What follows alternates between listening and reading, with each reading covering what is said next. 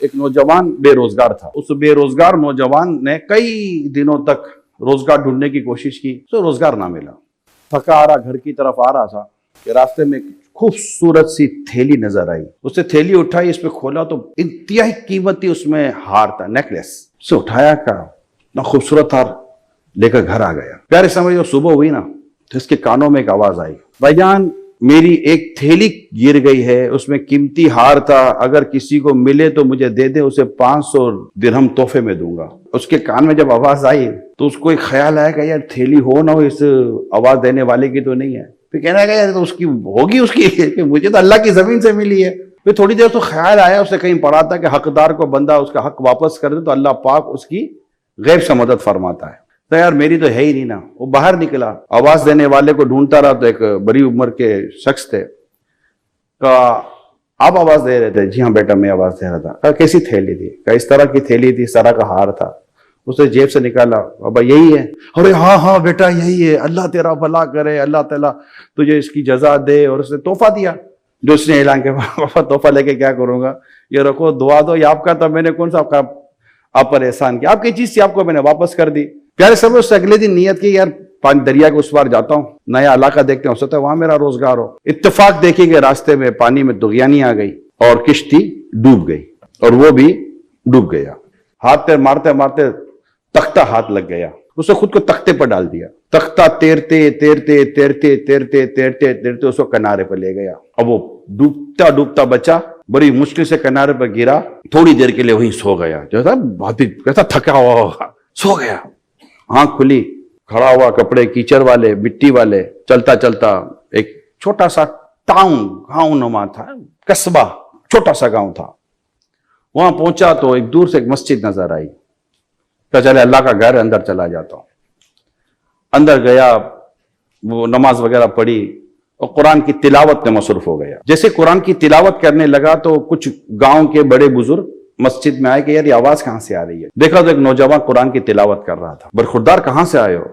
کہ اس طرح پہنچا ہوں یہاں پر. کہ قرآن آتا ہے آپ کو؟ کہ آتا تو ہے, آپ کے سامنے تلاوت کر رہا. ہمارے بچوں کو پڑھاؤ گے؟ کہ ٹھیک ہے. قرآن کی تعلیم پر اس نے اتفاق کیا, اس کی کچھ تھوڑی بہت خدمت کا طے ہو گیا اور وہاں اس کی نظام چلنا شروع ہو گیا. تھوڑے عرصے کے بعد بڑے بزرگ آئے, برخوردار, بڑے نیک ہو, اچھے ہو, ستھرے ہو, نوجوان ہو, شادی کیوں نہیں کر لیتے؟ کہ میرا آگے پیچھے کو ہے ہی نہیں, میرے تو کون شادی کرے گا, میری کون شادی کرائے گا. کہ بیٹا ہم ہیں نا, ہم تمہاری شادی کرائیں گے, کرا دیں. کہ ہمارے گاؤں میں ایک نوجوان لڑکی ہے, اچھی صورت اور اچھی سیرت کی ہے بیچاری, اس کا کوئی ہے ہی نہیں آگے پیچھے, نہ ماں ہے نہ باپ ہے, کرو گے شادی؟ کہ اب ابھی تک میرے ساتھ اچھا ہی کیا ہے, آگے میرے ساتھ برا کریں گے میرے تصور میں نہیں ہے, کرا دے شادی. نکاح ہو گیا. اب وہ اپنے کمرہ عروسی جس کو کہتے ہیں, جو کمرہ ہوتا ہے خاص, اس میں جب یہ گیا, وہ جا کر جب اس نے اپنے دلہن کا چہرہ دیکھا تو چہرہ دیکھتے ہی اس کی نظر ایک ہار پر پڑی. یہ وہی ہار تھا جو اس نے اس بزرگ کو واپس کیا تھا, اور اس دلہن کے گلے میں تھا. یہ تو بڑا چونکا اور باہر نکل گیا. تو باہر نکلا تو وہ جیسے عموماً گھر کے باہر کچھ نہ کچھ تو کھڑے ہوتے جو باراتی ٹائپ کے آتے ہوئے. کہا بیٹا کیا ہوا, خیریت تو ہے؟ گھر سے کمرے سے باہر آ گئے بھاگتے ہوئے.